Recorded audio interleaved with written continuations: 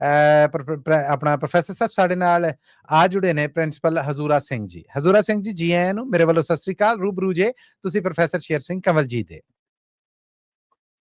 Principal ਹਜ਼ੂਰਾ Singh ji ਦਾ ਬਹੁਤ ਬਹੁਤ ਸਵਾਗਤ ਹੈ ਕਵੀ ਦਰਬਾਰ ਜੀ। ਜੀ ਆਇਆਂ ਪ੍ਰਿੰਸੀਪਲ ਸਾਹਿਬ।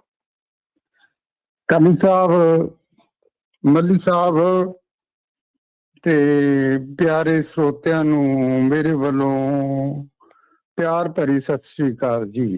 ਸਤਿ ਸ੍ਰੀ ਅਕਾਲ ਜੀ, ਸਤਿ ਸ੍ਰੀ ਅਕਾਲ।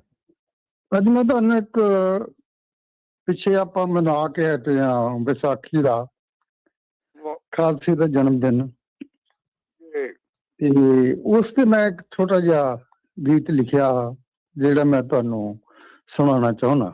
ਜ਼ਰੂਰ ਜੀ, ਜ਼ਰੂਰ। ਸੋ ਕਰਦਾ ਹੈ। ਪਿਤਾ ਦਸਮੇਸ਼ ਦੇ ਉਪਕਾਰਾਂ ਦਾ ਨਾ ਕੋਈ ਭੇਦ ਪਾ ਸਕਦਾ। ਪਿਤਾ ਦਸਮੇਸ਼ ਦੇ ਉਪਕਾਰਾਂ ਦਾ ਨਾ ਕੋਈ ਭੇਦ ਪਾ ਸਕਦਾ।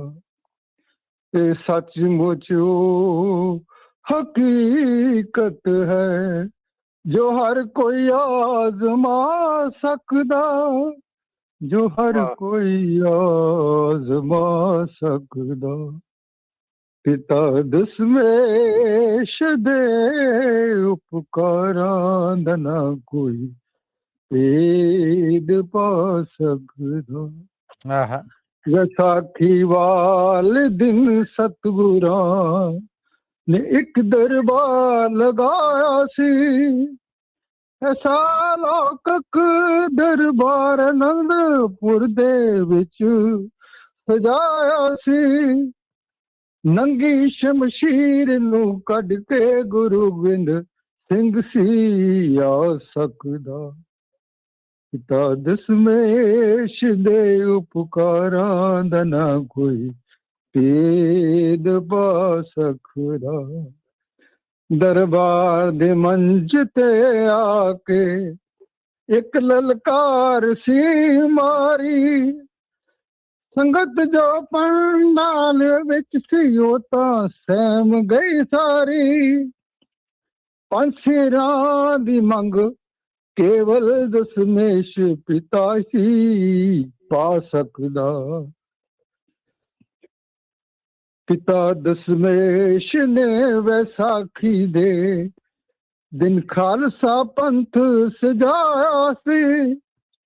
ਪੰਜਾਂ ਪਿਆਰਿਆਂ ਨੂੰ ਦੇ ਇਸ ਦਿਨ ਅੰਮ੍ਰਿਤ ਛਕਾਇਆ ਸੀ। ਗਿੱਦੜਾਂ ਤੋਂ ਸ਼ੇਰ ਕੇਵਲ ਗੁਰੂ ਗੋਬਿੰਦ ਸਿੰਘ ਹੀ ਬਣਾ ਸਕਦਾ। ਪਿਤਾ ਦਸਮੇਸ਼ ਦੇ ਉਪਕਾਰਾਂ ਦਾ ਨਾ ਕੋਈ ਭੇਦ ਪਾ ਸਕਦਾ। ਖਾਲਸੇ ਦੀ ਕਹਾਣੀ ਟੁੰਬ ਕੇ ਪੰਥ ਨੂੰ ਜਗਾਉਂਦੀ ਏ। ਇਸ ਦੀ ਕਾਲਣਾ ਮੁਰਦਾ ਦਿਲਾਂ ਵਿੱਚ ਜਾਨ ਪਾਉਂਦੀ ਏ। ਕੁਰਬਾਨੀ ਖਾਲਸੇ ਦੀ ਨਾ ਕੋਈ ਦਿਲੋਂ ਭੁਲਾ ਸਕਦਾ। ਪਿਤਾ ਦਸਮੇਸ਼ ਦੇ ਉਪਕਾਰਾਂ ਦਾ ਨਾ ਕੋਈ ਭੇਦ ਪਾ ਸਕਦਾ। ਖਾਲਸੇ ਨੂੰ ਜ਼ਾਤਾਂ ਪਾਤਾਂ ਵਰਨਾ ਤੋਂ ਮੁਕਤ ਕਰਾਸੀ। ਵਹਿਮਾਂ ਪਰਮਾਂ ਤਾਈਂ ਖਾਲਸੇ ਵਿੱਚੋਂ ਦੂਰ ਨਸਾਇਆ ਸੀ। ਖਾਲਸੇ ਦੀ ਆਜ਼ਾਦ ਹਸਤੀ ਗੁਰੂ ਗੋਬਿੰਦ ਸਿੰਘ ਰਖਾ ਸਕਦਾ। ਅਜੀਤ ਸਿੰਘ ਤੇ ਜੁਝਾਰ ਸਿੰਘ ਚਮਕੌਰ ਚੋਂ ਪੁਕਾਰਦੇ ਸਾਨੂੰ। ਜ਼ੋਰਾਵਰ ਸਿੰਘ ਫਤਿਹ ਸਿੰਘ ਸਰਹੰਦ ਚੋਂ ਲਲਕਾਰਦੇ ਸਾਨੂੰ।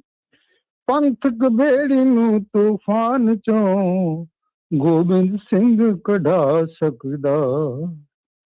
ਪੰਥ ਦੇ ਆਸ਼ਿਕਾਂ ਤੋਂ ਦਿਲ ਜਿਗਰ ਤੇ ਜਾਨ ਵੀ ਸਦਕੇ मेरी इज्जत मेरी दौलत मेरा ईमान भी सदके, सारा कुछ पेट करके भी हजूर कर्जा नहीं ला सकदा। पिता दशमेश दे उपकारा ना कोई भेद पा सकदा। ये सचमुच वो हकीकत है जो हर कोई आजमा सकदा, जो हर कोई आजमा सकदा।